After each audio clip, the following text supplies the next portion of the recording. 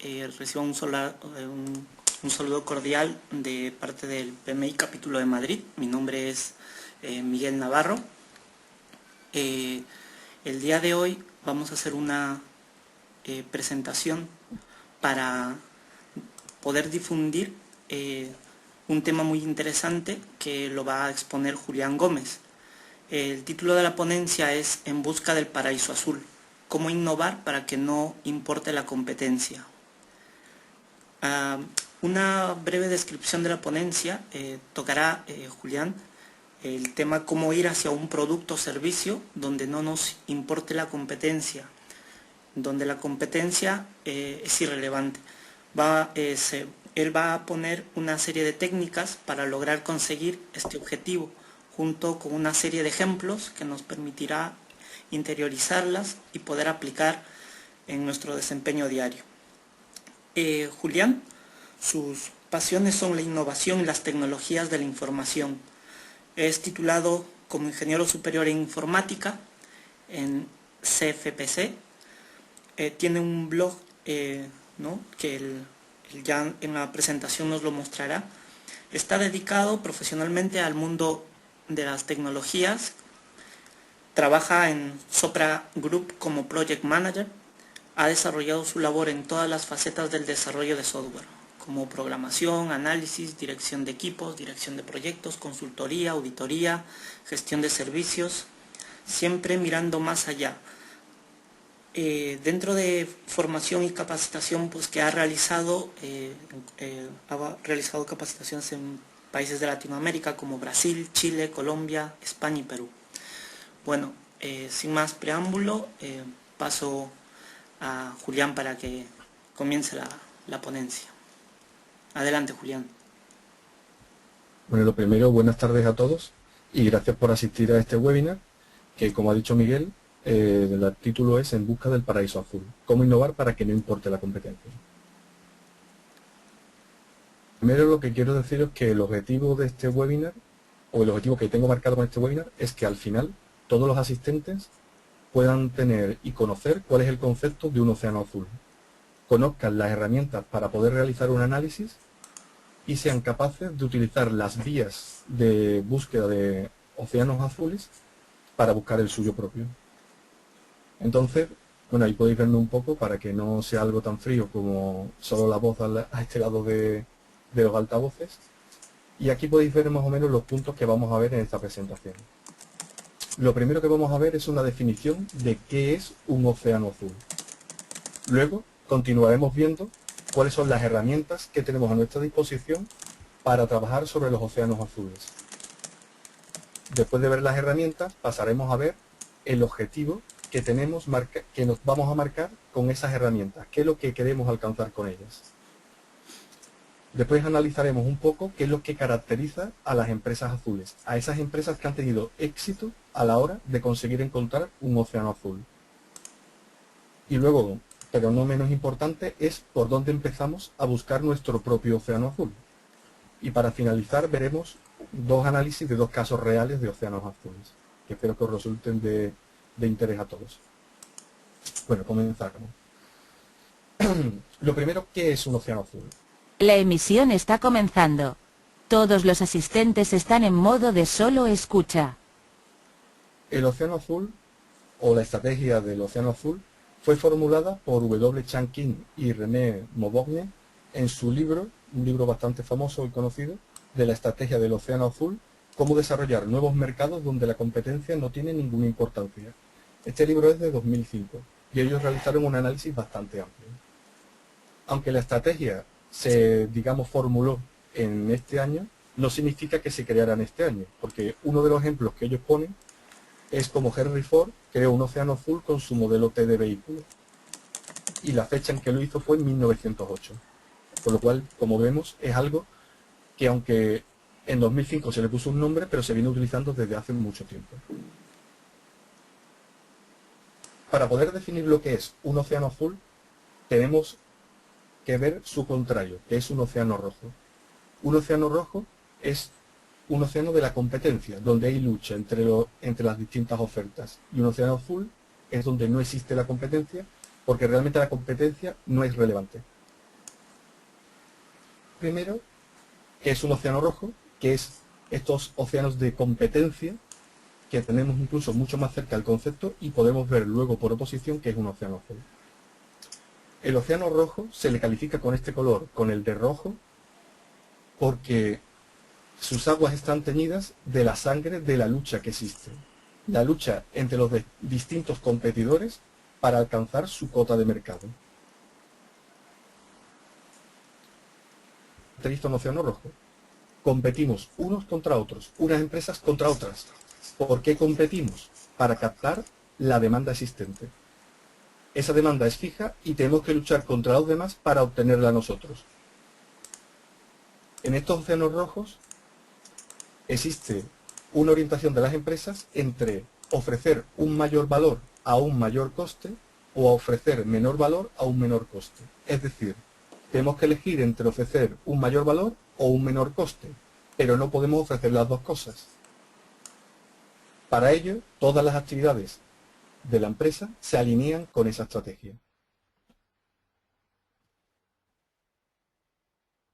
En un océano rojo, las mejores prácticas de ese mercado están definidas y son conocidas por todos los competidores.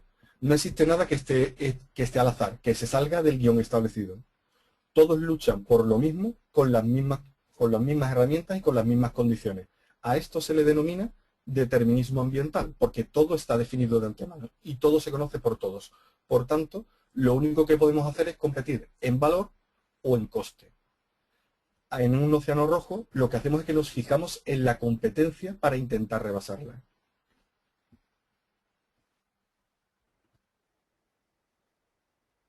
¿Pero qué es un océano azul?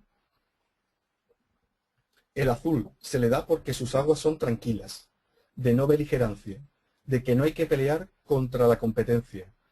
¿Pero por qué no hay que pelear contra ella? Porque la competencia no es relevante. En un océano azul, como he dicho justo ahora mismo, la competencia no importa. La hemos aislado y la hemos quitado de pronto. ¿Qué hemos hecho para ello? Obtener nueva demanda. No nos hemos conformado con la demanda que existía en el mercado y por el cual nos peleábamos, sino que hemos creado una demanda nueva y la estamos capturando. Por ello, en esa demanda nueva no tiene relevancia ninguno de nuestros competidores. Antes hemos visto que en un océano rojo o podemos elegir entre ofrecer mayor valor a nuestros clientes o un menor coste. En un océano azul vamos a ofrecer un mayor valor con un menor coste. Vamos a ofrecer esas dos cosas, algo que decíamos que en un océano rojo no era posible. Y para ello vamos a alinear todas las actividades de la empresa para conseguir este objetivo. Lo que define a un océano azul es que damos más a menor coste, y a esto se le denomina innovación en valor. Pero aquí hay que tener cuidado y no confundir innovación en valor con innovación tecnológica, porque aquí no estamos diciendo que tengamos que crear una tecnología que hasta ahora no existía, que podríamos hacerlo, pero no significa eso. Lo que significa es que vamos a innovar para ofrecer mayor valor a nuestro cliente con un coste menor por nuestra parte. Por tanto, en un océano azul, para mejorar, lo que nos fijamos es en el cliente, no en la competencia, ya que esta no tiene importancia. ¿Alguien sabe decirme qué es esto? Este es el Circo del Sol, y es un claro ejemplo, yo diría que un clásico ejemplo de océano azul. Prácticamente las únicas características que comparte con el circo son el nombre y la gran carpa sobre la que sucede toda la acción. El Circo del Sol innovó completamente lo que era un circo tradicional. En un circo tradicional primaban los animales y las grandes estrellas. El Circo del Sol, ¿qué hizo? Pensó en reducir coste. ¿Cómo reduce el coste? Quitando a los animales. ¿Cómo reduce este coste? Porque se ahorra el mantenimiento de los animales, las curas de veterinarios y además el coste en imagen que suponía con una concienciación social, medioambiental, ecologista a favor de cuidar a los animales. Por lo tanto, eso lo eliminó. También quitó las grandes estrellas. En los circos antiguos había estrellas que tenían gran renombre y a las cuales había que pagarle mucho dinero. Pero tampoco eso servía para captar demasiado al público para que asistiera a esos espectáculos. el Circo del Sol lo quitó. ¿Qué incrementó el Circo del Sol? Creó una partitura nueva de música para cada espectáculo. De hecho, creó obras de espectáculo. Hasta entonces los circos lo que hacían era tener distintos números. Y esos números eran prácticamente los mismos de un año a otro, salvo que se añadiera algún número más. El Circo del Sol cambió eso. De forma similar al teatro, creó obras completas y cada año puedes ir a ver al Circo del Sol y la obra es completamente diferente a la anterior. Lo que hizo fue asimilarlo más a otro tipo de espectáculos, ballet, música, teatro, y de hecho con esto consiguió que el circo tradicional prácticamente se basaba en que los niños fueran a verlo, a capturar a una serie de adultos que antes no se habían planteado ir al circo, pero al Circo del Sol sí iban. Bueno, una vez visto este primer ejemplo, ahora vamos a continuar viendo cuáles son las herramientas que tenemos a nuestra disposición para hacer un análisis en busca de un océano azul. La primera herramienta que tenemos para analizar un océano azul, y es una herramienta bastante útil, se denomina el cuadro estratégico. El cuadro estratégico es una gráfica que tenemos en el eje horizontal los parámetros usados por la industria para compararse unos con otros. Y en el eje vertical ponemos la inversión que ha realizado nuestra empresa en cada uno de esos parámetros. Mayor inversión, mayor interés ponemos en ese parámetro, menor inversión, menor interés ponemos en ese parámetro. Esos parámetros definen lo que se denomina el perfil estratégico de la industria. Es decir, son los parámetros por los cuales nos vamos a comparar una empresa con otras en un océano rojo. Aquí un ejemplo de un cuadro estratégico. En el eje horizontal vemos los distintos parámetros. En este caso, como ejemplo, están puestos precio, imagen, calidad, oferta de servicios. Y en el eje vertical podemos ver el nivel de inversión. Un cuadro estratégico nos permite compararnos a nosotros, a nuestra compañía, con el resto de la industria. También nos permite analizarnos a nosotros mismos y ver, por ejemplo, si tengo subidas y bajadas, dientes de sierra en mi gráfica, significa que estoy haciendo unas inversiones y desinversiones en temas que realmente no está clara cuál es mi línea estratégica y por tanto tendré que revisarla.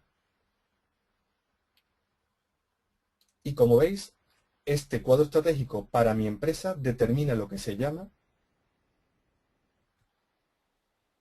lo que nos define a nosotros como empresa en ese mercado. Es nuestra huella dactilar, es nuestra identificación y es lo que nosotros tenemos que intentar mejorar para encontrar nuestro océano azul.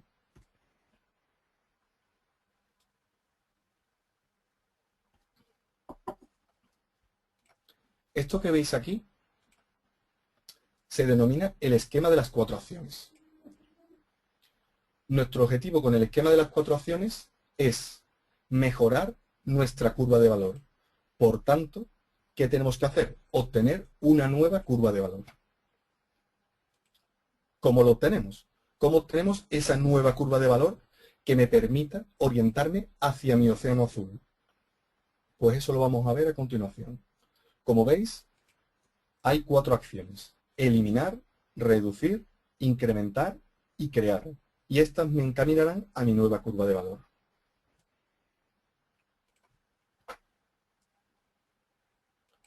La primera acción es eliminar.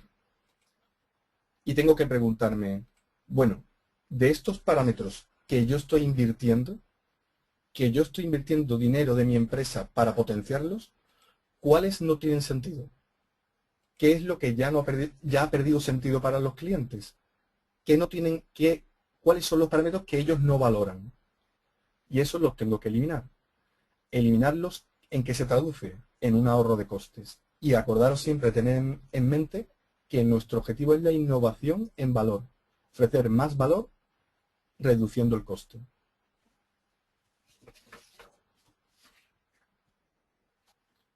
Ahora, el siguiente, reducir. Reducir significa que hay ciertos parámetros que es cierto que el usuario, que el cliente tiene en cuenta, que los valora, pero no tanto como yo he invertido en ellos.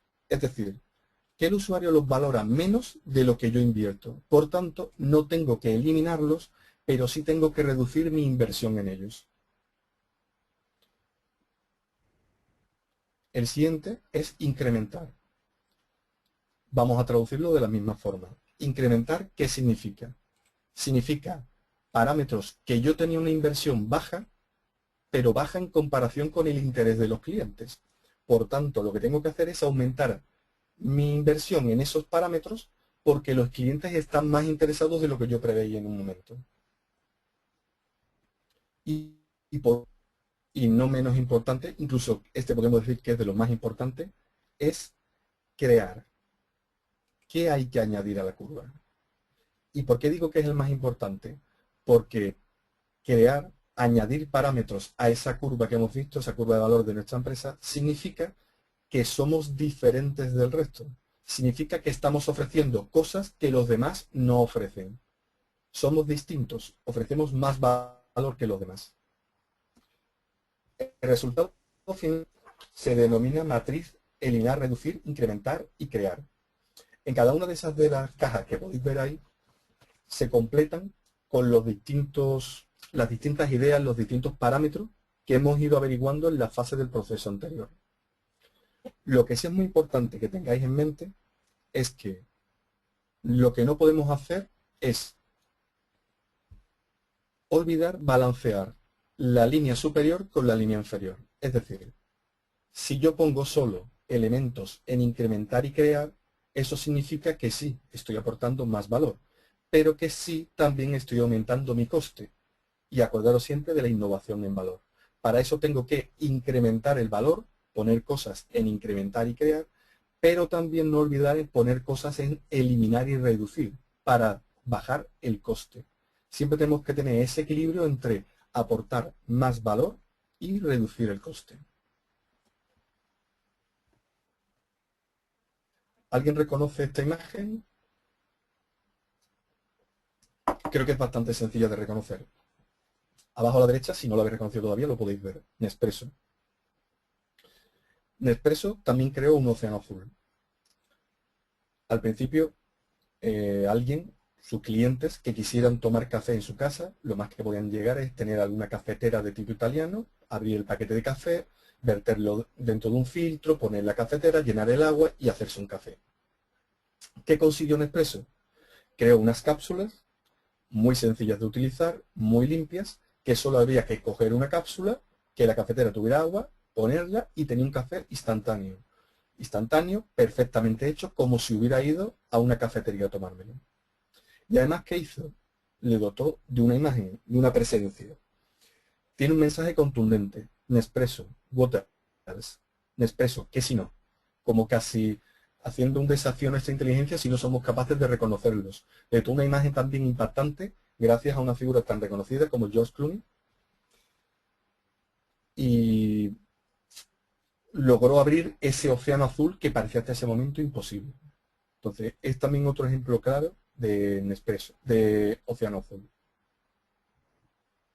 Bueno, ¿cuál es nuestro objetivo? Hemos visto el concepto de océano azul, hemos visto las herramientas, pero ¿cuál es el objetivo que yo persigo? ¿Qué es lo que tengo que buscar? ¿Hacia dónde me tengo que encaminar? Definir las fronteras. ¿Las fronteras de qué? Del mercado. Hemos comentado al principio que en un océano rojo las fronteras del mercado están determinadas.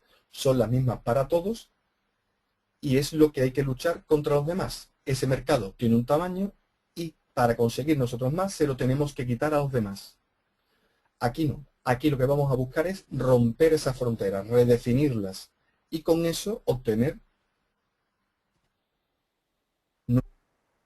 ¿Cómo lo rompemos? Pues debemos cambiar el perfil estratégico de la industria. Está claro que si mantenemos los mismos parámetros, no vamos a llegar a ningún lado, porque vamos a seguir compitiendo en un océano rojo. Para eso tenemos que cambiar el perfil estratégico de la industria. Acordaros, esos parámetros que estaban definidos en la industria y que seguían siendo para todos iguales.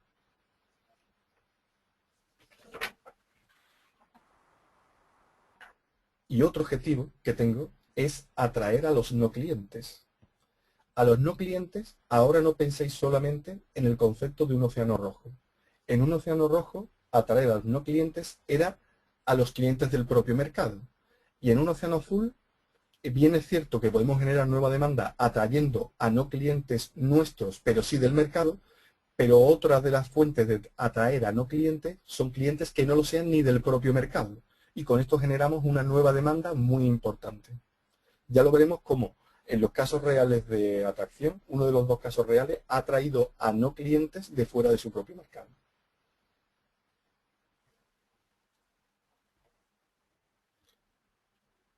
Ahora vamos a ver cuál es la huella de las empresas azules.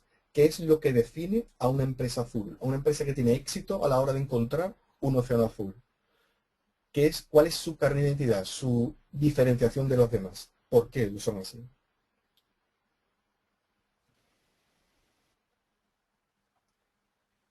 Una de las cosas que define a las empresas azules es el foco. Foco entendido en que solo se centran en una serie de los parámetros de la industria. Solo potencian algunos, no todos. Acordaros siempre innovación en valor. Más valor, menos coste. Si yo tuviera en cuenta todos los parámetros de la industria en general, mi inversión sería muy alta y por tanto no pondría contener el coste. Para eso, todas las empresas que tienen éxito a la hora de crear un océano azul, lo que hacen es focalizarse, centrarse en pocos parámetros y potenciarlos. Recordar que esto nos va a hacer limitar el gasto y nos va a hacer mejores en esos parámetros. Otra cosa que diferencia a estas empresas, valga la redundancia, es que son diferentes. Ofrecen algo que los demás no ofrecen. Porque si ofreciéramos lo mismo, ¿por qué iba a venir a nosotros? ¿Por qué iba a elegir? ¿Cuál es el criterio para elegir una de las copas azules?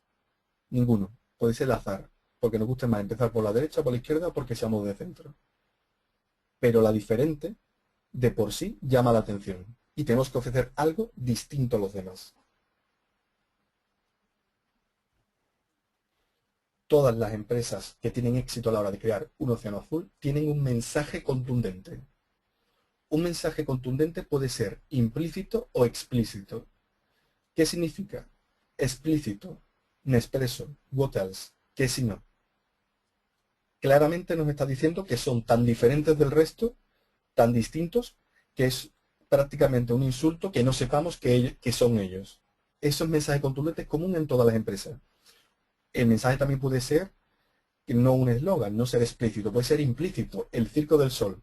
Cuando a alguien se le dice el Circo del Sol y lo conoce, automáticamente ve ese espectáculo detrás, ve todo eso que se le está ofreciendo. Entonces ese mensaje es muy contundente. Llega a los clientes, tanto actuales como futuros. A las empresas que triunfan a la hora de crear océanos azules es el equilibrio entre el valor y el coste. Ya lo he repetido y puedo ser un poco pesado en ello, pero tenemos que ofrecer mayor valor conteniendo el coste. Si no, estaremos en lo mismo, en un océano rojo.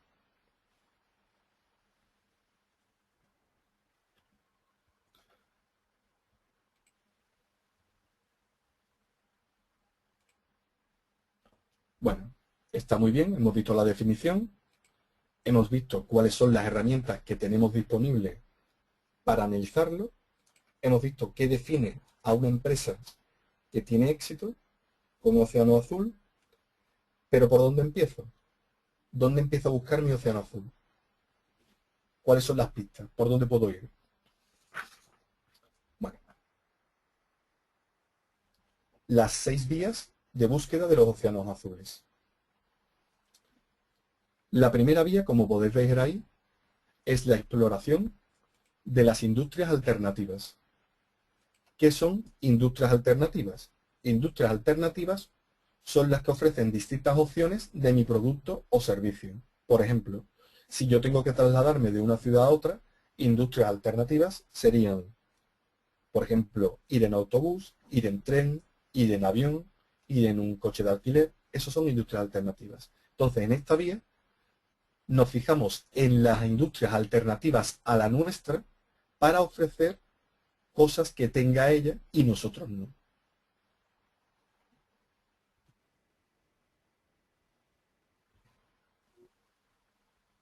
En Estados Unidos, es un caso muy conocido, las empresas tenían un flujo, o bueno, siguen teniendo un flujo de ejecutivos que tienen que desplazarse de una ciudad a otra para distintas reuniones y demás. Entonces, principalmente tenían dos alternativas. La primera alternativa era cogerse un vuelo regular hacia una ciudad importante. Las horas están fijadas, tiene que desplazarse esa hora con 1 o 2 horas de antelación, pasar el check-in, montarse en el avión, desplazarse al otro centro humano importante, de allí coger otro medio de comunicación, normalmente un coche, un autobús, un tren, etcétera, hasta una población menor donde se encuentra el centro de trabajo. Normalmente hacer noche y volverse al día siguiente. El precio está contenido, precio razonable, bien. ¿Cuál es la otra alternativa? Poseer un jet privado. La empresa compra un jet privado y puede ponerlo a disposición de sus ejecutivos en cualquier momento. ¿Qué tiene esto de bueno? Dispongo de él cuando quiera. Puedo tenerlo listo con poca antelación. También, ¿qué consigo? Puedo ir a núcleos de población más pequeños, con lo cual están más cerca de los centros de trabajo que suelen estar en extrarradio o en ciudades más pequeñas. Con lo cual el tiempo que tengo es mucho más pequeño. Pero ¿cuál es la diferencia? ¿O cuál es la pega? La pega es que el coste es mucho más alto. Mantener un avión en propiedad, una plantilla, los costes del aeropuerto es muy alto. Para esto entró la empresa NetJets. Esta empresa se fijó en estas dos alternativas y creó una tercera, que era vuelos, o mejor dicho, aviones privados, pero compartidos entre varias empresas. Es decir, varias empresas compraban a través de NetJets la propiedad de un jet. Bajo una serie de condiciones, con 4 horas de antelación eran capaces de preparar un viaje y tenían las mismas ventajas de un jet en propiedad. Lo que pasa es que los costes eran más asimilables a un billete de una aerolínea normal. Entonces, NetJet encontró su océano azul buscando industrias alternativas a la suya.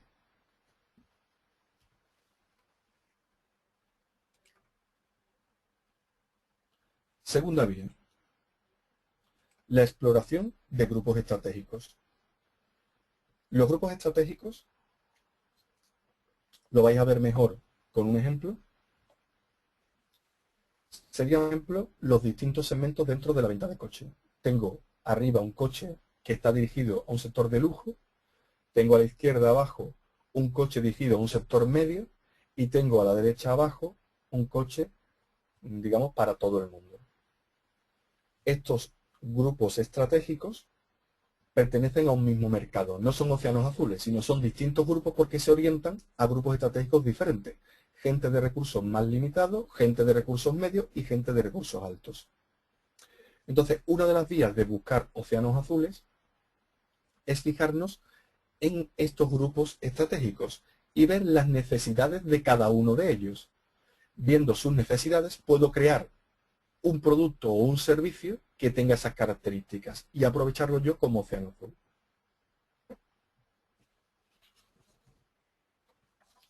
La tercera vía. La tercera vía, como veis ahí, se denomina la exploración de la cadena de compradores. ¿Qué es la cadena de compradores? Pues pensar por un momento que muchas veces el usuario final de nuestro producto o de nuestro servicio no es necesariamente el mismo que lo compra. Por tanto, hay una cadena de compradores y luego hay un usuario que lo disfruta o un cliente que lo disfruta. Por ejemplo, imaginaos que somos una empresa de venta de juguetes. Si yo hiciera un juguete únicamente enfocado a ser súper divertido y que los niños me adoraran, puede ser que al lado mío hubiera un juguete educativo que la madre optara por comprar. ¿Por qué? Porque el niño, por lo menos este niño, no nos va a comprar el juguete, lo comprará siempre su madre. Y ella se lo dará a él. Entonces tenemos que hacer un juguete divertido para el niño, pero fijarnos en nuestra cadena de compradores, que es la madre, y hacerlo educativo, para que así ella lo compre. Otro ejemplo clásico de cadena de compradores o de cómo fijarnos en la cadena de compradores para buscar nuestro océano azul, lo definió la empresa Novo Nordisk, una empresa danesa que se dedicaba a, era un laboratorio, bueno, era y es un laboratorio farmacéutico, y en la época de 1985 estaba en un océano rojo sintetizando insulina para consumo humano. Los principales recomendadores a los usuarios finales, a los pacientes de esta insulina, eran los médicos, y los médicos recomendaban una marca u otra en función de la calidad o de la pureza de esa insulina. Prácticamente era el único parámetro que se fijaban. Hacia 1985 se llegó a un límite en el que el nivel de pureza era comparable el de todas las empresas. Todas las empresas ofrecían un nivel de pureza similar. Por tanto, Novo Nordisk, ¿qué hizo? Se fijó en la cadena de compradores. ¿Quiénes son mis compradores? Mis compradores son los pacientes. ¿Y qué le puedo ofrecer yo a esos pacientes que no ofrezcan otros? Pues estos pacientes tenían que inyectarse la insulina con un frasco, una jeringuilla hipodérmica, que era un tema engorroso, difícil, que tenía ciertas complicaciones a la hora de hacerlo en público, se podían confundir de la gente, tomar por drogadicción, etc. Y inventó y patentó el NovoPen, que es el bolígrafo de inyección de insulina, que es un método fácil, limpio, que incluso un diabético pueda administrárselo sin que nadie lo note y sin que nadie se dé cuenta. Y con eso ellos encontraron su océano azul.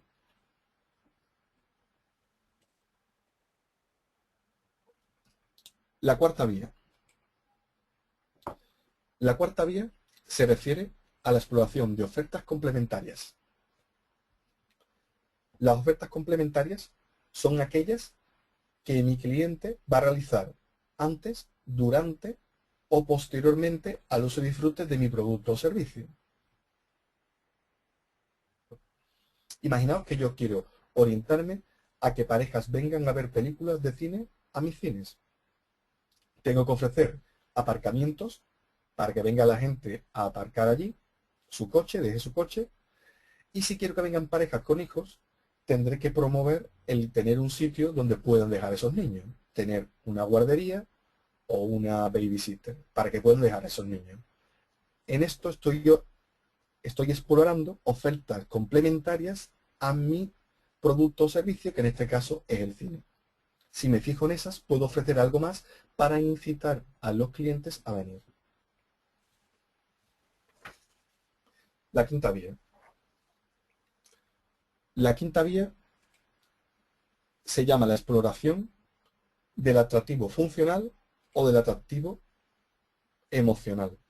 Realmente lo que exploraremos sería el atractivo complementario al de nuestro producto o servicio. Como veis ahí en una bola de yin yang, porque es como si tuviéramos enfrentado lo que es el atractivo funcional con el emocional. Funcional entendemos la practicidad, la utilidad que tiene nuestro producto o servicio. Realiza una función y la gente lo coge, lo utiliza por esa función que realiza. Y por otro lado, el emocional es porque es una parte, porque es bonito, tiene un diseño bonito, es placentero, etc. ¿Sí? Es un claro ejemplo de aprovechar este atractivo emocional. Principalmente su producto, aunque parezca que no, tiene un atractivo funcional. ¿Por qué? Porque la gente se toma un café para activarse por la mañana o por la tarde cuando está un poco digamos ya cansado. Esa cafeína le reactiva y se lo toma siempre con una práctica funcional. ¿Qué hizo Starbucks? Dijo, voy a explorar mi faceta emocional. ¿Y cuál es mi faceta emocional? Voy a hacer una experiencia o voy a dotar de una experiencia a ese tomar café. ¿Cómo doto de una experiencia? Pongo sillones cómodos, rodeo de un ambiente placentero y la gente ya no viene a tomarse el café e irse rápidamente, sino que esas personas, esos clientes vienen, disfrutan su momento del café con una experiencia emocional y están más tiempo dentro de mi establecimiento y consumiendo más. Por último, vamos a ver la sexta vía, que es la exploración de la dimensión temporal. Esta vía, a mi entender, es de las más difíciles o la más difícil de aplicar de las 6 vías que podemos ver en la estrategia del océano azul. ¿Por qué digo esto? Porque en la exploración de la dimensión temporal tenemos que hacer una previsión de cómo orientará o cómo se orientará nuestros clientes a un futuro y hacia qué opciones se moverán. Entonces, tenemos que tener claro que como nos equivoquemos al apostar, habremos errado bastante el tiro y pesará mucho nuestra empresa. Entonces es muy difícil. Pero hay casos, muchísimos casos, de mucho éxito con este tipo de exploración. Por ejemplo, ¿sabe? O mejor dicho, ¿alguien no sabe qué es esto? Claramente es un iPhone.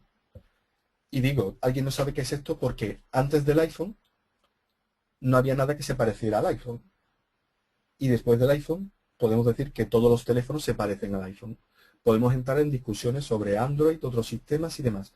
Pero un teléfono con gran pantalla táctil donde yo ejecuto aplicaciones fue introducido por el iPhone. En su momento fue otro océano azul. Se rompió radicalmente con lo que se venía ofreciendo hasta ese momento. Tuvieron una visión muy clara de que en un futuro la gente utilizaría más su teléfono y que querría utilizar más servicios en su teléfono. Y se acertó. Se acertó con muchísimo éxito.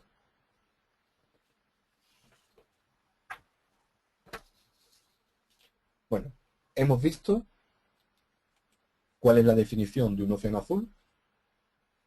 Hemos pasado a comentar las herramientas que podemos utilizar para analizar un océano azul. Luego hemos visto cuál es nuestro objetivo. Hemos calificado o visto la huella de las empresas azules. Y hemos visto las 6 vías de exploración por las cuales podemos empezar. Y ahora vamos a ver los casos reales. Vamos a empezar con el primer caso. Este avión pertenece a la Pacific Southwest Airlines. Es una empresa o una aerolínea de Estados Unidos que introdujo el concepto de low cost. Fue la primera que introdujo el concepto low cost, viajes en avión de bajo coste. ¿Cómo lo hizo? Acabamos de hablar de una de las vías, buscar las alternativas a mi servicio. Se fijó en que su competidor no eran otras aerolíneas, sino que su competidor eran los viajes en coche y en tren, y puso precios de coches y de trenes, no de aviones. Y tuvo mucho éxito. En Europa, Ryanair tomó ese ejemplo y lo trasladó al viejo continente. Cogió ese modelo de low cost y lo aplicó en Europa. Vamos a ver un poco la historia de Ryanair. Ryanair se fundó, como podéis ver ahí, en 1985. Se fundó a cargo de Tony Ryan, una empresa pequeña, quiero recordar que con un solo avión, y fue evolucionando. En 1991 se puso a los mandos de Ryanair Michael O'Leary, que continúa hasta la actualidad, y tuvo que realizar una gran reestructuración de la empresa. Y en esa reestructuración aplicó el modelo de low cost que hemos comentado de Pacific Southwest Airlines. En el 1997, se aprovechó de la regularización aérea de la Unión Europea para extender su modelo de low cost. Y en 2000 sacó su propia web de reservas de billetes, cosa que hasta ese momento no había, siempre había que comprar los billetes de avión a través de agencias. Ellos sacaron su propia venta al público por web de reservas de billetes. Podéis ver, prácticamente desde sus comienzos, desde el 87 hasta el año pasado, la cifra en millones de pasajeros que movilizó Ryanair. Podemos ver que empezó en el 87 con unos 320.000 pasajeros. En el 97 ya movilizaba a 3.700.000 pasajeros. En el 2002 tenía unos 15 millones. 2007 prácticamente 51 millones. Y en el 2012 pues ya vemos que tenía prácticamente 80 millones. Como vemos, el crecimiento es muy importante. Pero ¿cómo lo ha hecho? ¿Cómo ha conseguido este volumen de tráfico de pasajeros? Una empresa basada en low cost. Vamos a ver, matriz, eliminar, reducir, incrementar y crear. Acordaros, eliminar y reducir es bajar el coste. incrementar y crear es aumentar el valor a nuestros clientes. Eliminar. ¿Qué eliminó Ryanair? Entre las cosas que eliminó, las comidas gratis. Antes en los vuelos se daban comidas gratis. Con Ryanair no se dan comidas gratis. Si quieres comida, hay que pagarla. Supresión de la prensa gratis. Exactamente igual. Antes se daba un periódico, cualquier prensa, de forma gratuita a los viajeros en el avión. Ya se suprime. Se suprime también la clase business. Solo hay un tipo de clase. Hay una clase única. Y todo el mundo entra en la misma. Y se elimina la interdicción de agentes. Al principio se eliminó totalmente y paulatinamente se ha ido introduciendo algunos agentes, porque hay algunas empresas por internet, algunos agentes de agencias de viajes, que ya empiezan a vender vuelos de Ryanair.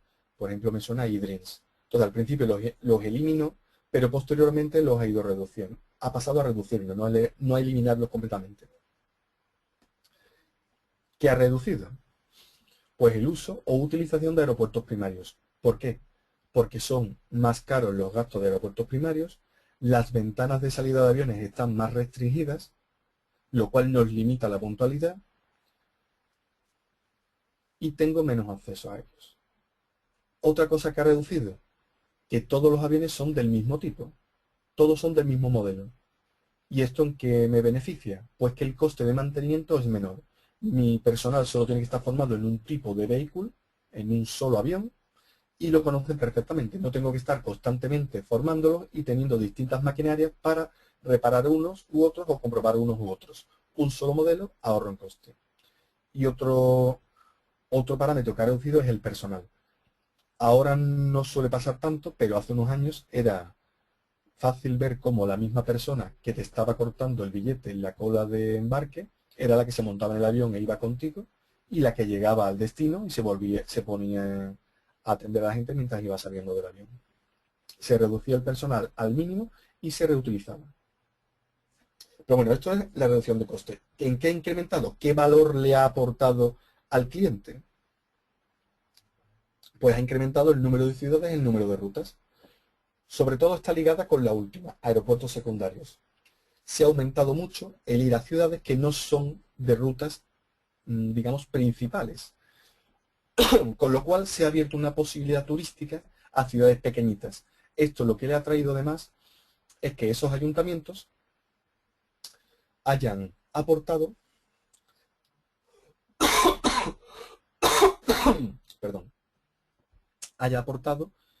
ciertos beneficios en impuestos o dinero directo para fomentar que vayan a sus ciudades. También aparejado a estos aeropuertos secundarios donde las ventanas de vuelo son más cortas y es más sencillo obtener un vuelo, se ha aumentado la puntualidad. Ahora los vuelos de Ryanair son más puntuales que eran antes. Se ha aumentado los servicios a los clientes y las rutas son cortas, son inferiores a 2 horas y media, perdón. Esto también es por un tema de ahorro de coste, para que los aviones no tengan que repostar ni tengan que llevar tanto combustible, ni tengan que ser aviones mucho más grandes. Aparte que las rutas superiores a 2 horas y media tienen que llevar comidas obligatorias para los clientes. ¿Y qué es lo que ha creado? Ha creado toda una serie de servicios auxiliares que antes no había. Se ha creado un billete a la carta. Ahora podemos elegir qué es lo que pagas de tu billete, si quieres llevar maleta, facturarla o no, si quiero llevar material deportivo o no, si quiero llevar un carrito para los niños o no. Todo eso lo puedo elegir. Y un proceso online, que antes no existía. Ahora tengo un proceso online de la propia compañía que me permite comprar.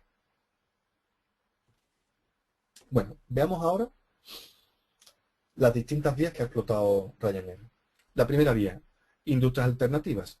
Como comentábamos antes, se ha fijado en el precio de otros transportes, precios del tren y del automóvil. Y también se fomenta el uso del avión para un fin de semana. Es decir, como el precio del avión ahora es competitivo con respecto a los otros vehículos tradicionales, puedo utilizarlo para desplazarme a una ciudad 2, 3 días, periodos cortos de tiempo. Con lo cual, eso me beneficia que la gente utilice más el avión. Luego, exploración de los grupos estratégicos.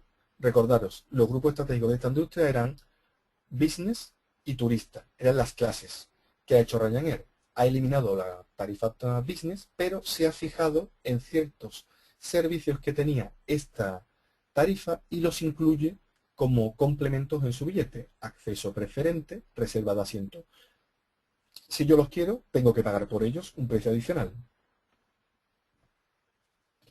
Tercero, la actuación de la cadena de compradores. ¿Mi comprador quién es? Es una persona en su casa. ¿Cómo se suelen hacer las compras en casa? Miro en internet y si tengo la facilidad de comprar, compro. Pongo una web de reservas. Y sobre todo, si tengo un precio asequible. Poniendo un precio asequible y teniendo una web de reservas, aumento esa facilidad para el usuario, para el comprador, de llevar a cabo y realizar la compra. Cuarto, ofertas complementarias.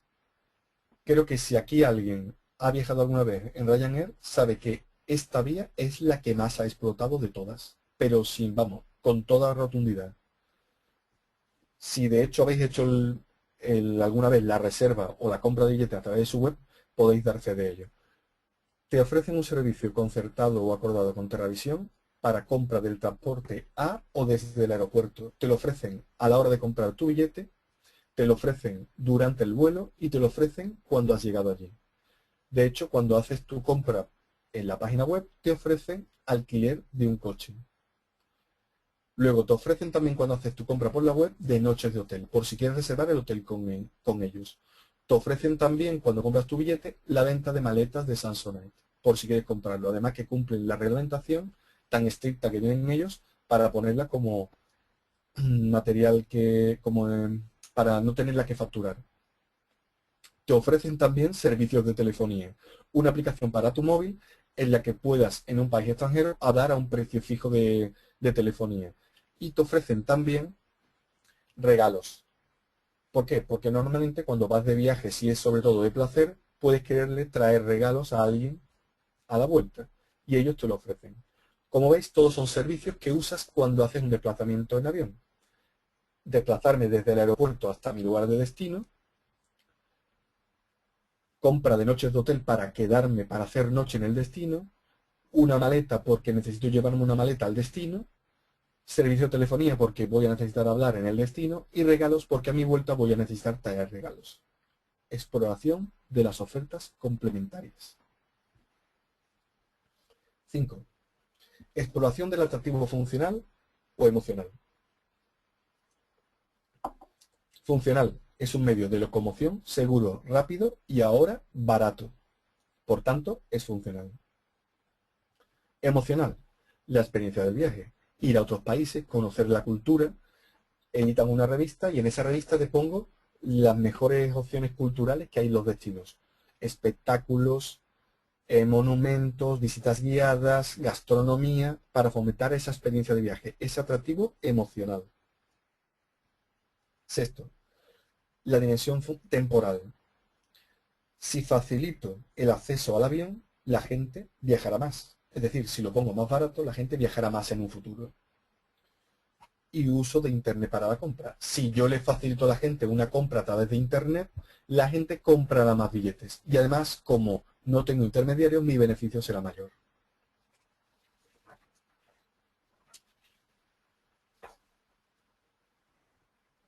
Y con esto hemos terminado el primer caso, que es el caso de Ryanair.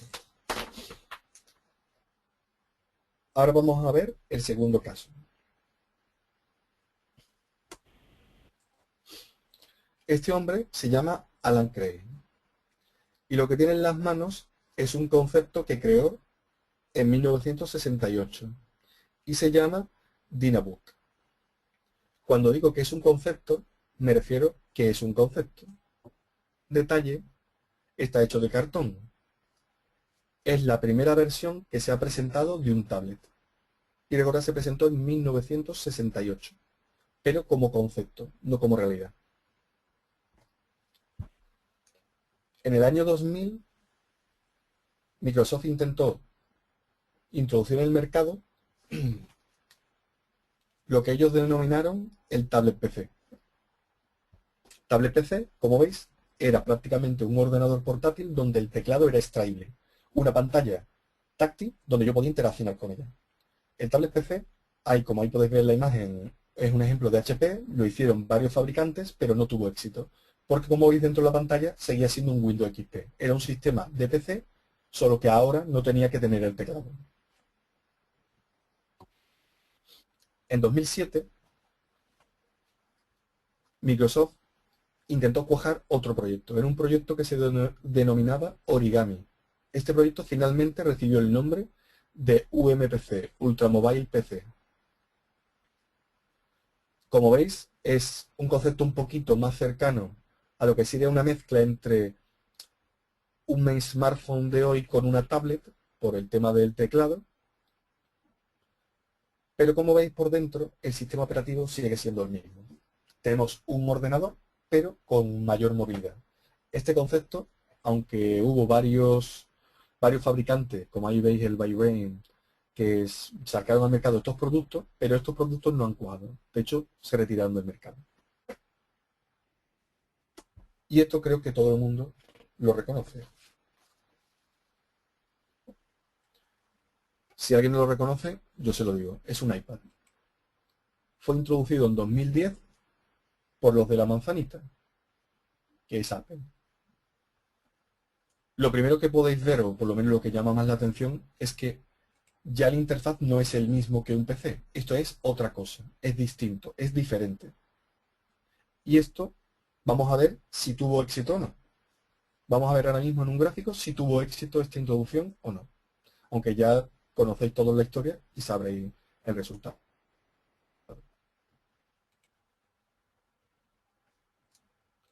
Ahí podéis ver un gráfico que muestra las unidades vendidas el primer día de puesta a la venta de cada uno de los modelos de iPad cuando se sacaron al mercado por Apple. Veis que en 2010 el iPad, la primera versión, el original, se sacó el 3 de abril. Ese día se vendieron 300.000 unidades del iPad. En 2011, el 11 de marzo, se pusieron a la venta el iPad 2. Se vendieron 500.000 unidades. Tanto las del 3 de abril, o sea, las 300.000 como estas 500.000, fueron solo en Estados Unidos. El New iPad, o iPad 3 como se conoce normalmente, o habitualmente, se puso a la venta en 2012, el 16 de marzo. El día 19 de marzo, Apple sacó un comunicado diciendo que se habían vendido 3 millones de unidades en todo el mundo. Como vemos, este concepto sí creó un océano azul. De hecho, era un mercado que solo existía en muy pocas unidades a un nivel profesional y se generó nueva demanda, clientes, usuarios particulares. Y como veis, el aumento de la cifra de venta es brutal. Pero vamos a analizar un poquito más cómo lo hizo Apple. La primera vía, exploración de industrias alternativas. Alternativa a esta tablet, antes de crearla, ¿cuál era? Un teléfono. ¿Qué teléfono teníamos? El iPhone. Pues yo quiero un dispositivo que tenga la misma movilidad de un teléfono. Me lo pueda llevar donde yo quiera. Donde yo esté estará el dispositivo. No tengo que estar yo donde está mi ordenador. Luego, tengo un PC que tiene mucha funcionalidad. Pues le voy a dotar de la misma funcionalidad que tiene un PC. Otra cosa, comodidad. Le voy a dotar de mucha comodidad, que sea fácil de utilizar. Y luego otra alternativa es que el iPhone tenía conectividad allí donde estuviera. Pues voy a dotar a mi dispositivo de conectividad para que la gente pueda consultar webs, se pueda conectar a las redes sociales como Facebook, Google+, Twitter o LinkedIn. Voy a facilitárselo. Segunda, grupos estratégicos. Aquí decíamos que los grupos estratégicos que había eran un grupo profesional centrado en el pragmatismo, que se me sea útil, y un gran público que lo que quiere es usabilidad, que sea fácil de utilizar. Como hemos comentado antes, el iPad es pragmático, es práctico, tiene muchas funcionalidades, pero a la vez es muy sencillo de utilizar, es muy usable. Por tanto, tomo los dos ámbitos. Tercera vía, la vía de exploración de la cadena de compradores. ¿Mis compradores cuáles van a ser? Ahora me centro en el gran público. Pues, ¿qué voy a hacer? Voy a facilitarles a ellos la compra. ¿Cómo? Una interfaz sencillo y atractivo, que les resulte muy fácil de captar. Luego, facilidad de configuración. Es decir, no voy a caer en el mismo fallo de un PC que es muy complicado de configurar. Voy a poner algo muy sencillo de configurar. Que el diseño sea atractivo, que a la gente le guste. Facilito la adaptación. Pongo el mismo interfaz que iPhone. Es decir, pongo el iOS. Es el mismo interfaz. Quien ya fuera usuario de iPhone no tiene un periodo de aprendizaje con iPad porque es el mismo interfaz. Y que sea divertido. Porque eso es lo que quiere mi cadena de compradores, mi comprador final. Exploración de las ofertas complementarias. Aquí está otro de los grandes éxitos de Apple cuando lo lanzó, aunque es compartido con el éxito que tuvo al lanzarlo con el iPhone. Primero, ¿cuáles son las ofertas complementarias cuando utilizo un dispositivo informático? Es decir, un ordenador, portátil, tablet, smartphone. Primero, un dispositivo informático sin programas, sin aplicaciones, no es nada. No nos sirve para nada. Si no tengo aplicaciones, no me sirve. Por tanto, tengo que facilitar el encontrar aplicaciones que doten a mi dispositivo de utilidad. ¿Cómo lo hago? Creo la App Store. Es un sitio donde yo puedo encontrar aplicaciones. Es un lugar común donde yo busco cualquier tipo de aplicación. Cualquier necesidad está ahí. Es de confianza porque es del mismo fabricante, certificada por el mismo fabricante de mi dispositivo.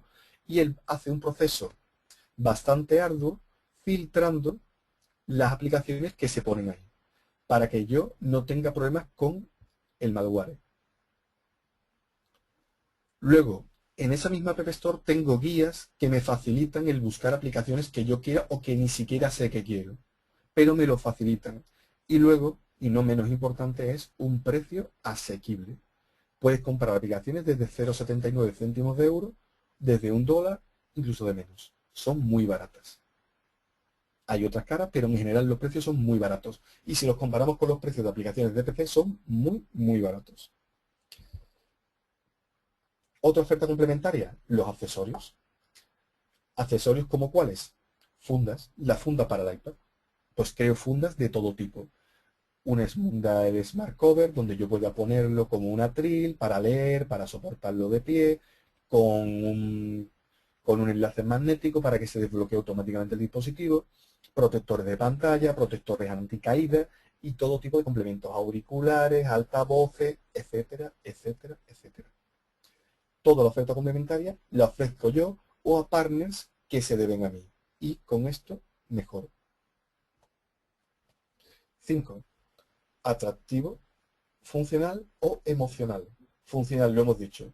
Con un iPad yo puedo leer ebooks, ofimática, email, presentaciones, consultar internet, escuchar música, jugar a juegos, ver películas, ver televisión, acceder a las redes sociales, cocinar, ver mapas, etc. Alguien me puede decir que cuidado con los mapas, pero bueno, puedo también utilizar la aplicación que yo quiera para ver los mapas. Es muy funcional. Y de la parte emocional, ¿qué se ha cogido? Diseño cuidado, detallista, todos los detalles están controlados y adecuados, una interfaz fluido, atractivo, y no hay que ser un ingeniero. Y una frase que a mí me gusta mucho decir es un electrodoméstico. Y no es un insulto, al revés. Eso es un piropo. ¿Por qué? Porque yo cuando quiero ver la tele, le doy al botón y veo la tele. No tengo que esperar a que arranque el sistema, entrar a ejecutar un programa y a configurar el acceso y demás. No, yo cuando quiero usar una tablet, un iPad, yo le doy al botón y automáticamente lo uso. No tengo que hacer nada más. Es igual que un electrodoméstico. 6. Exploración de la dimensión temporal. Pues aquí prácticamente podemos decir que fue en la misma línea que el iPhone. Un interés en aumento de los usuarios por la movilidad. Un interés de aumento de la movilidad, de que cada vez quiero tener disponibilidad de mis aplicaciones y de mis datos donde yo esté, no en mi casa. Porque yo puedo estar en mi casa, puedo estar en el trabajo, puedo estar de camino de casa al trabajo, del trabajo a casa, puedo estar en un aeropuerto, donde yo esté, quiero tener mi dispositivo. Y un interés en aumento en el Always On, Always Connected, de A o a C. Es decir, siempre quiero estar conectado y siempre quiero estar conectado a mis aplicaciones. Twitter, Facebook, Google+, LinkedIn, WhatsApp, Line, yo quiero estar conectado. Hanap, yo quiero estar conectado y comunicándome con todo el mundo. Quiero estar leyendo con mi lector de RSS las últimas noticias, o quiero estar en Twitter, o quiero ver en Flipboard, quiero ver lo que yo quiera. Y donde yo esté, no donde esté mi ordenador. Si voy de camino al trabajo en autobús, lo quiero ver en el autobús. Si voy en metro, lo quiero ver en el metro. Último, vamos a ver las unidades de iPad vendidas en los 3 últimos años. Como veis ahí, es un mercado creado muy joven, pero podéis ver el gran aumento de ventas que ha tenido Apple. Aquí podemos ver que en el 2010 se vendieron un total de 15 millones de unidades de iPads. En 2011 se vendieron un total de 40 millones de iPads. Y en 2012 se vendieron un total de 67,7 millones de iPads. Hemos pasado de un mercado que no existía a estar vendiendo 67,7 millones de unidades el año pasado. Realmente en el mercado, ahora veremos que se está vendiendo más. Pero Apple, que fue la que originó este mercado, está vendiendo 67,7 millones de unidades. Este año ya van por mucho más cifras que esa. De hecho, esto ha hecho que se origine lo que se denomina, y lo vamos a ver mejor en la siguiente diapositiva, la época pop, pero bueno, ahora la comentaremos. Como veis, en el 2010 Apple vendió 15 millones de unidades y otros, el resto de fabricantes vendieron 3 millones. En el 2011 Apple ya vendió 40 millones y el resto de la competencia 28,7. Es decir, bajó su cuota del mercado del 83% al 58%. Eso sí, subiendo exponencialmente su cifra de ventas. Y en 2012 Apple vendió 67,7 como acabamos de ver y el resto de la competencia 60,3. Es decir, ya ha bajado al 53% de la cuota de mercado. Pero claro, ya nos gustaría bajar al 53% si hemos pasado de vender 15 millones de unidades a 67,7. Y no olvidemos que el resto es el resto de mercado. Samsung, LG, Lenovo, HP, Amazon, todo el resto de mercado. Con esto lo que estamos viendo que el mercado del 2012 arrojó una cifra cercana a los 128 millones de unidades de tablets. Esto lo que ha hecho es que esta nueva demanda de tablets la ha quitado de una demanda, ha generado demanda que no existía. Había gente que no quería tener un ordenador en su casa, pero sí se ha comprado una tablet porque esto es otra cosa, es un electrodoméstico, lo uso cuando quiero, no es un ordenador que tenga que configurar, pero aún más importante ha captado demanda de otros mercados, por ejemplo el PC. Y por eso se ha inaugurado lo que se denomina la época post-PC, donde el PC está pasando cada vez a menores ventas. Y de hecho este año 2013, quiero recordar que ya se ha pasado, el número de cifra de venta de tablets es mayor al número de venta de PCs. Con lo cual, el cambio o este océano azul ha llegado y ha llegado para quedarse. Bueno, con esto ya concluyo. Simplemente daros a todos vosotros por vuestra asistencia las gracias y por vuestra atención. Y espero que os haya gustado la presentación y que los objetivos que tenía marcado al principio pues los haya conseguido y os hayáis quedado con el concepto de océano azul y con las herramientas que tenía a vuestra disposición para buscar los vuestros propios. Bueno, Julián, agradecerte por la ponencia en busca del paraíso azul, de cómo innovar para que no importe la competencia. Ahora pasaremos a un ruedo de preguntas, que lo limitaremos entre 20 minutos y máximo media hora. Pero antes de ello quería disculparme con todos los asistentes por el problema de audio que tuvimos inicialmente. Para aquellos que no nos hayan podido escuchar, el perfil de Julián Gómez es titulado como Ingeniero Superior en Informática, es CFPS y blogger en el laboratorio de las TI. Es un profesional en el mundo de las TI que trabaja en Sopra Group como Project Manager y ha desarrollado su labor en todas las facetas del desarrollo del software, programación, análisis y dirección de equipos. Pues bueno, ahora pasamos a realizar las preguntas respectivas acerca de la ponencia de Julián. Y para ello tienen dos formas de realizarlo. Uno a través de la herramienta de chat que tenemos en el panel de control que aparece en vuestras pantallas, y la otra es a través de la herramienta la mano que aparece en forma vertical con otras herramientas que tienen. Pues si tienen alguna duda o pregunta acerca de la ponencia, es hora de realizarla. Bueno, Miguel, a mí me gustaría, por si mientras salen los voluntarios, ¿no?, para hacer preguntas y por incentivarlos a que hagan las preguntas que estimen oportunas, yo pondría una primera pregunta. ¿Un océano azul es para siempre?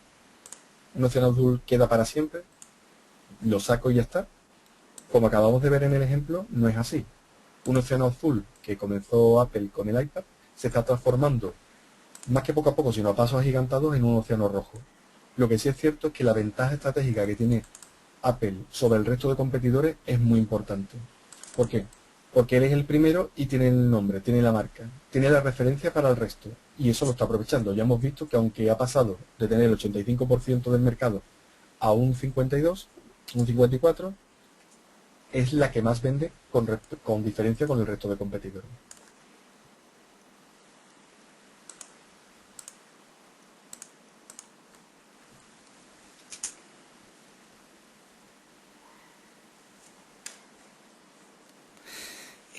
A ver, Julián, me están llegando ya las preguntas.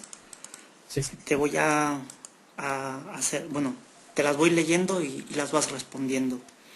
Nos comenta Juan Pedro Gil sobre casos reales. ¿Se conoce que hayan utilizado esas herramientas para Océano Azul o simplemente cumplen los requisitos de Océano Azul? Bueno, hay muchos casos, es una buena pregunta. Hay muchos casos en los que se ha hecho un análisis a posteriori, como dice Juan, que se ha visto que cumplen esas reglas. A la hora de formular la estrategia del Océano Azul, lo que se ha hecho es, como no existía una teoría, una estrategia definida, se ha analizado esas empresas exitosas qué patrones cumplían. Y de esos se ha obtenido esto que hemos visto, estas herramientas y estas vías de exploración. Lo que sí es cierto es que a partir de ese momento hay empresas que han utilizado estas herramientas para buscar los suyos propios. Un caso que se me ocurre ahora y que si alguien tiene interés puede leer en el libro de Chan Kim y René Moubourne, es el caso de Samsung, que ellos cuentan de primera mano que ayudaron a Samsung en su estrategia de acomodarse de nuevo al mercado, utilizando el cuadro estratégico a todos los niveles. Hicieron varias reuniones entre distintas localizaciones, poniendo un cuadro estratégico y una matriz de eliminar, reducir, incrementar y crear para cada uno de los directivos. Luego los ponían en común y de hecho luego hacían encuestas con los clientes. También estoy recordando un caso de una sociedad bancaria. Hicieron lo mismo, preguntaron a los clientes. Y era curioso cómo parámetros en los que ellos creían que era importante para los clientes se dieron cuenta de que no era así. Entonces pudieron mejorar por ello. Bueno, pasamos a la siguiente pregunta de Luis Mas. Pregunta, a veces el que aprovecha el Océano Azul no es el creador, ¿no? Por ejemplo, Nespresso fue después de Senseo, que es la misma idea. Si bien parece sencillo identificarlos y crearlos, siendo la ponencia y los ejemplos presentados, me parece que la idea de Océano Azul va en línea con el pensamiento de Steve Jobs, cuando mencionaba que hay que avanzar sin ponerse límites, porque el cliente a veces no sabe lo que necesita. ¿El concepto de Océano Azul va en esa línea? Realmente, sí, bueno, había como dos preguntas, ¿no? Sí, uno de Luis y otro de Darío. Sí, sí. Sí, el concepto de... Sí, lo de no ponerse límites. No ponerse límites es muy incluido dentro de este pensamiento de la estrategia del Océano Azul, porque si veis, lo primero que hemos comentado es que tenemos que romper esas fronteras del mercado, tenemos que redefinirlas, y para poder redefinir esas fronteras, lo que tenemos que hacer es pensar de otra forma, pensar más allá, y entonces va un poco en lo que comentaba del pensamiento de Steve Jobs, ¿no? De hecho, aunque Steve Jobs tuvo ciertos momentos en que, o mejor dicho, Apple sin Steve Jobs, momentos en que estuvo perdida, cuando él retomó, encontró varios océanos azules, tanto el iPhone como el iPad. Incluso podemos hablar de otros océanos azules no tan exitosos como iTunes, una de las primeras, si no la primera, tienda de venta de música, y que luego se han metido de música, películas, series y demás. Entonces, son conceptos que están muy asimilados. Digamos que son conceptos de pensamiento lateral también, ¿no? Hay que pensar más allá, más de lo que uno estaba acostumbrado a pensar. Y perdona, Miguel, si me puedes recordar la primera parte, porque no la vi la primera parte de la pregunta. Creo que era el primero que desarrolla la idea no tiene por qué ser el que consiga el océano azul, ¿no? El caso de Senseo, creo recordar, Exactamente. con Nespresso. Sí, eso es una buena puntualización. Ser el primero no nos garantiza que seamos los que explote el océano azul. Puede ser que el que venga atrás tenga más éxito que nosotros. Aquí habéis visto el ejemplo de las tablets. Microsoft lo ha intentado no una, sino 2 veces. Y en ninguna de ellas ha tenido éxito. Pero ¿qué pasa? Que Apple llegó y tuvo éxito. De hecho, yo diría más, Apple es especialista en llegar cuando hay que llegar. Porque normalmente no suele coger conceptos que otros no tuvieran, sino que suele coger esos conceptos y los mejora para conseguir un océano azul. Si no podemos recordar también, porque estaba haciendo memoria, el primero no fue ni el iPhone, sino con el, el iPad. Perdón, el iPad no, el dispositivo de música, que no recuerdo ahora el nombre. ¿Cuál? ¿Puede ser el PAL? No, era el dispositivo de música, el iPod, perdón, el iPod. Que, como todos son con la P, te da un poco ahí confundido. Con el iPod también creó una demanda que no existía, lo que pasa, el precio era bastante alto, pero creó una necesidad en la gente como antes no se había visto.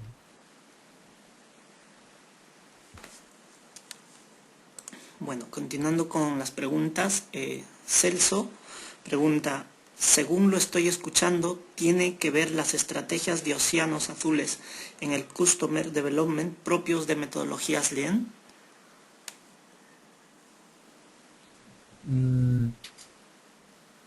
Todo está relacionado, aunque no sea directamente igual, pero todo tiene relación, son cosas muy parecidas. De hecho, ya lo estamos comentando, la filosofía que tenía Steve Jobs en su empresa, el pensamiento de buscar ideas y triunfar que tienen muchas startups, el link con el tema de todo facilitarlo, hacerlo más sencillo, más fluido, más tendiendo a adaptarnos a la situación. Todo está relacionado, no es directamente lo mismo, pero sí todo está relacionado. Bien, Walter Gómez pregunta, bueno, te agradece por la consulta y bueno, la presentación lo iremos colgando en las próximas semanas en el canal de YouTube del capítulo de Madrid. Muchas gracias, Walter.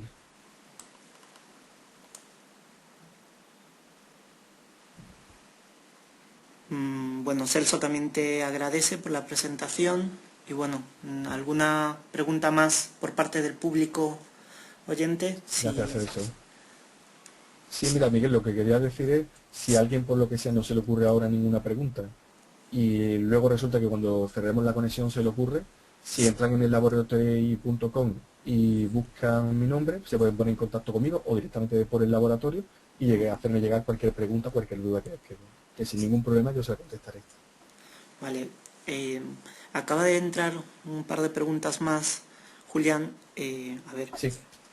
Fadel Mata, bueno, muchos de los nuevos productos son hechos a través de Internet y de la movilidad. Mucho se hace solamente sobre la tecnología. ¿Se puede pensar en novedades a través de procesos y sin apoyo de la tecnología actual? ¿O toda novedad debe considerar las tecnologías actuales? ¿Qué piensas acerca de ello? ¿Hay oportunidad para soluciones más creativas? Eso de hecho es un tema que me gusta mucho, el tema de buscar, de usar ese pensamiento lateral, de buscar alternativas, pensar de otra forma. Y es una buena puntualización que hace porque si recordáis al principio, comentaba que la innovación que supone la estrategia del Océano Azul es una innovación en valor y que no tiene nada que ver con una innovación tecnológica.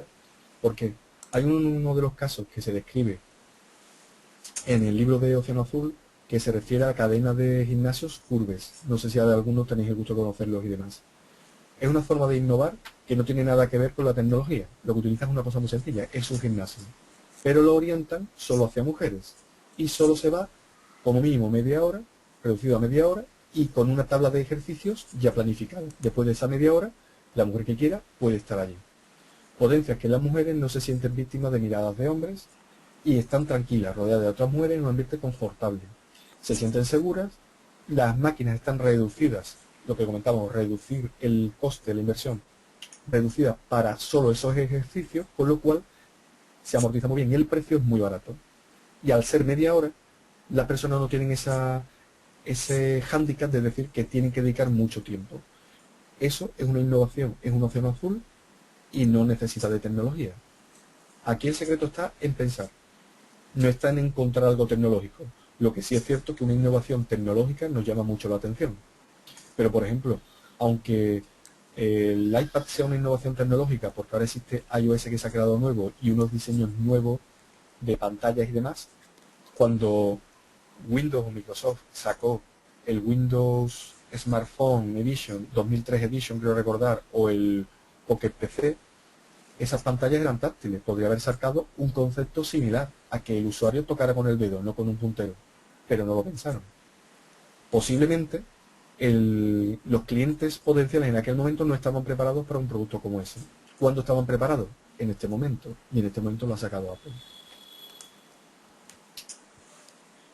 Bueno, continuando con las preguntas, Francisco Marejil comenta, la estrategia de Apple entonces no sería más una estrategia de Red Ocean en vez de Blue Ocean, según el libro de Blue Ocean Strategy de Harvard Business School. La estrategia, pero ¿en cuanto a qué? Sí, Francisco no lo podría aclarar, pero en cuanto a algún producto en concreto o su desarrollo global. A ver, voy a intentar habilitar a Francisco el micrófono para que te lo repita la pregunta.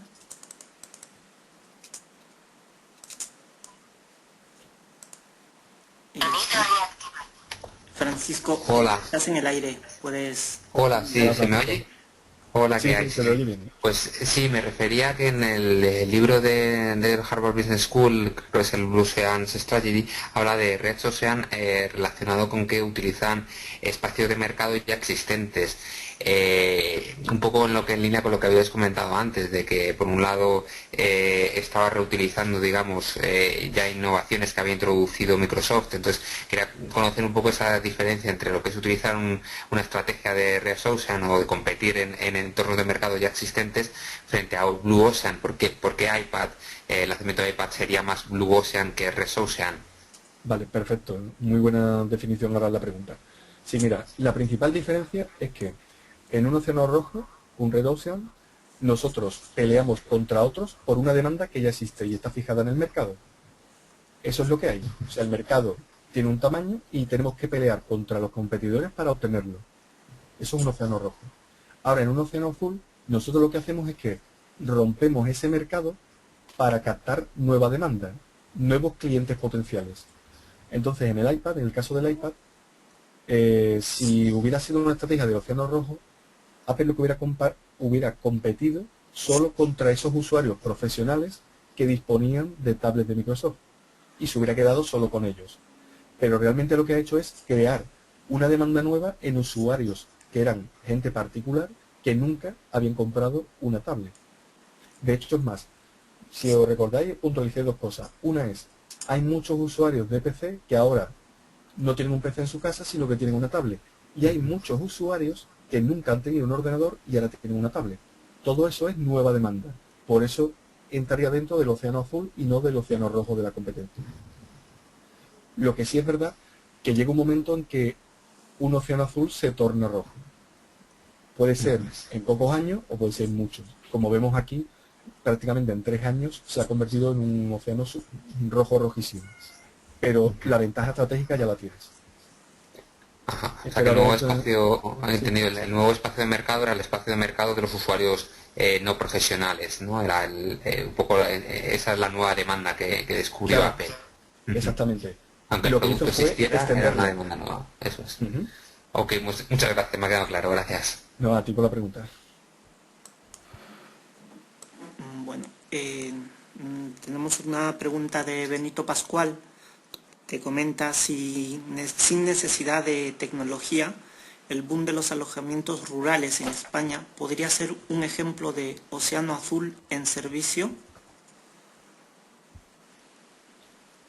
Mm, lo que pasa, sí, realmente tanto como Océano Azul, porque tampoco ha desbancado a otras ofertas, porque a lo mejor el aumento de lo que son los alojamientos rurales ha coincidido también con una época de crisis. Los alojamientos rurales son más baratos y ha habido un aumento, pero no es algo que haya roto tanto el mercado. Por ejemplo, una cosa que sí es un ejemplo en España, porque la realidad en otros países no la conozco, pero en España es un océano azul, es, por ejemplo, todo lo que se ha generado en torno a los gin tonic, las famosas gintonerías, ¿no? O estos locales dedicados únicamente a poner gin tonic. Si algunos recordamos, hace unos años, hace muchísimos años, lo único que se bebía era o gin tonic o whisky. De pronto entró el ron y lo que podíamos encontrar prácticamente en cualquier sitio era 20 tipos de ron, donde tú podías elegir el ron que quisieras. Y muy pocas personas tomaban gin tonic, algunas más tomaban whisky, otras más tomaban vodka, pero pocas gin tonic. Y de pronto llegó una oleada, sobre todo de los restaurantes, de darle un caché, una calidad, un halo a los gin tonic, que ahora podemos ver que en cualquier sitio tenemos tónicas premium, tenemos ¿cómo son? Ginebras normales y ginebras premium, y tenemos semillas de enebro, tenemos bayas rojas, tenemos rodaja de mango, rodaja de lima, tenemos un montón, un abanico de especias, y casi en cualquier bar ya te ofrecen un gin tonic con todo este tipo de cosas. Ahí sí se ha creado un océano azul. ¿Por qué? Porque antes no existía la demanda de gin tonic y ahora se ha captado la demanda de otras bebidas y se está atrayendo hacia esos gin tonic.